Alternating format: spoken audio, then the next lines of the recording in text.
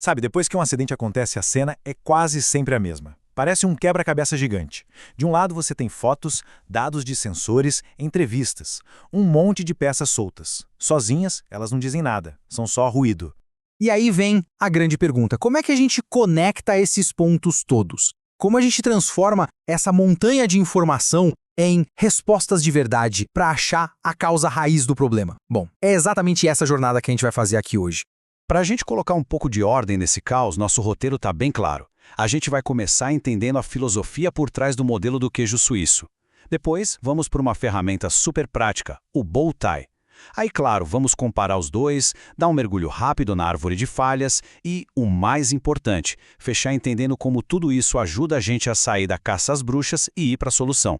Então, vamos voltar para a cena do acidente. Logo depois que o evento acontece, tudo parece desconectado.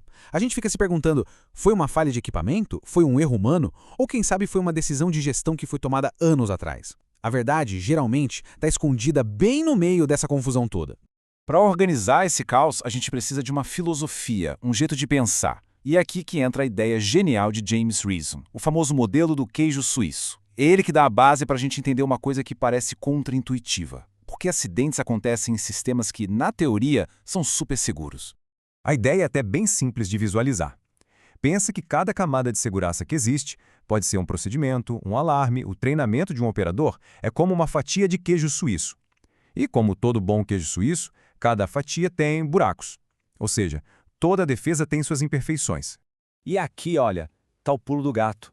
Um buraco sozinho, em uma única fatia, raramente causa um grande problema.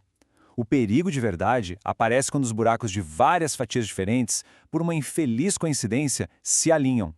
Aí cria-se um caminho livre, uma verdadeira avenida para o desastre acontecer. Esse último buraquinho, por onde o perigo finalmente passa, tem um nome técnico: falha ativa. É a ação final, aquela que todo mundo vê, o erro que acontece ali na linha de frente. Tipo o operador que aperta o botão errado. É a ponta do iceberg. Mas e todos os outros buracos que já estavam lá antes? Ah, esses são as falhas latentes. E pode acreditar, elas são as verdadeiras vilãs da história. São armadilhas silenciosas. Um procedimento mal escrito, uma manutenção que foi pulada, um treinamento que não foi bem feito. São condições criadas por decisões tomadas muito tempo antes, que ficam ali, escondidinhas, só esperando a chance de se alinharem. Ok, a filosofia é poderosa, mas na hora da investigação, como é que a gente bota isso em prática? É aí que entra a metodologia bow tie, ou gravata borboleta. Ela é fantástica porque transforma aquele conceito do queijo suíço no mapa visual, num diagrama super prático do risco. Se a gente olhar o diagrama, bem no centro, ali no nó da gravata, fica o que chamamos de evento topo. Esse é o momento crítico, é o ponto exato em que o controle da situação foi perdido, como o vazamento de um produto químico, por exemplo. E o legal do bow tie é que ele se divide em dois lados bem claros. Do lado esquerdo, a gente lista as barreiras de prevenção. O trabalho delas é impedir que as ameaças cheguem a causar o evento. Já do lado direito, a gente assume que o pior aconteceu. E aí entram em cena as barreiras de mitigação, que tentam reduzir as consequências, minimizar o estrago. Tipo um sistema de combate a incêndio. Na prática, o trabalho do investigador é quase de um detetive. É olhar para cada uma daquelas barreiras desenhadas e fazer 3 perguntas cruciais. Ela falhou completamente? Tipo, quebrou 100%? Ela funcionou mais mal, de forma degradada? Ou, e essa é a pergunta que mais assusta, essa barreira nem sequer existia? Então, agora a gente chega no ponto central da nossa conversa: queijo suíço e bow tie. Eles parecem falar da mesma coisa, mas têm propósitos bem diferentes. A grande questão é, quando é a hora certa de usar cada um?